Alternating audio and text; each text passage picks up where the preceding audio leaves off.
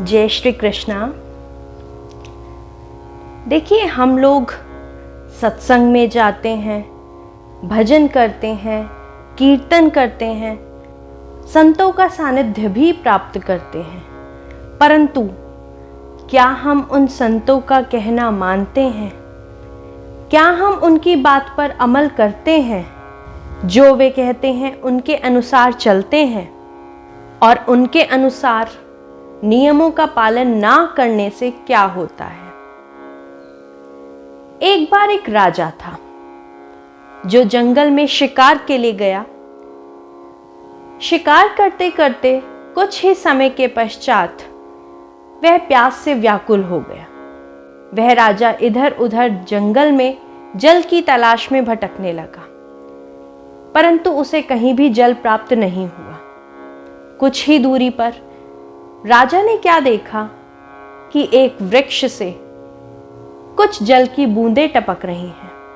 राजा ने तुरंत उस पेड़ से पत्ता तोड़ा, उसका एक छोटा सा दोना बनाया और उसमें बूंद बूंद जो जल उस वृक्ष से टपक रहा था उसे एकत्रित करने लगा। जब वह पत्ते का दोना जल से भर गया, ज्यों ही राजा उसे पीने लगा, उसी समय दूर से एक तोता उड़ता हुआ आया और टक्कर मारकर उसने वह दोना और उसका जल गिरा दिया।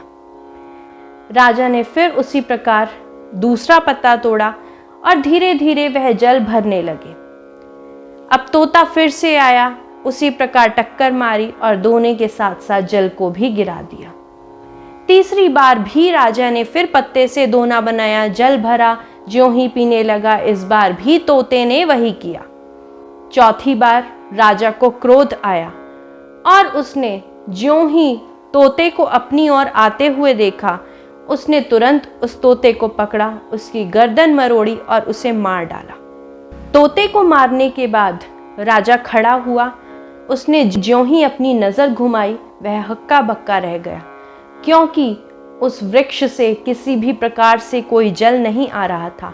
वहां एक विषैला अजगर था और पानी की बूंदें अर्थात विष की बूंदें अर्थात जिसे राजा जल समझ रहा था, वह उस वृक्ष से टपक रही थी और वही राजा दोने में भरकर पीने वाला था, जिसे 3 बार उस तोते ने रोकने का प्रयास किया। राजा स्वयं पर लज्जित हो गया और विचारने लगा, अकारण ही मैंने उस तोते को मारा, वह तोता तो मेरे प्राण बचाना चाहता था। इसी प्रकार संत भी हमें बहुत अच्छी बातें समझाते हैं, हमें जीवन की गहराइयाँ समझाने का प्रयास करते हैं, परंतु हम अपनी जिद में, अपने हठ में उन्हें नहीं सुनना चाहते और अंत में क्या होता है? पश्चाताप। पश्चाताप के अलावा हमारे पास कुछ भी नहीं बचता। शुरुआत में जो बातें बुरी लगती हैं, कहीं ना कहीं देखा जाए उसमें हमारी भलाई ही छिपी हुई होती है। इसी प्रकार संत भी हमें कुछ नियम बताते हैं।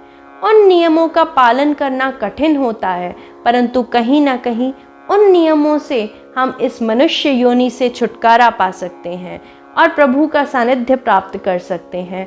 इसलिए संतों के कथन अनुसार ही जीवन यापन करना चाहिए। संत हमारे जीवन को एक अच्छी दिशा की ओर अग्रसर करना चाहते हैं, परंतु उसमें कुछ कठिनाइयाँ होती हैं। हम उन कठिनाइयों का सामना नहीं करना चाहते और संतों को झूठा ठहरा देते हैं। इसलिए संतों का सानिध्य प्राप्त कीजिए। संत ही, सत्संग ही, भगवत चिंतन ही हमें ईश्वर की ओर ले जा सकता है। अन्यथा हम इस संसार रूपी भवसागर में डूबते ही जा रहे हैं और डूबते ही चले जाएंगे। मात्र संतों के कहने अनुसार कार्य कीजिए, नियमों का पालन कीजिए, आप देखिएगा कि जीवन जीने का अलग ही आनंद होगा। जय श्री कृष्ण।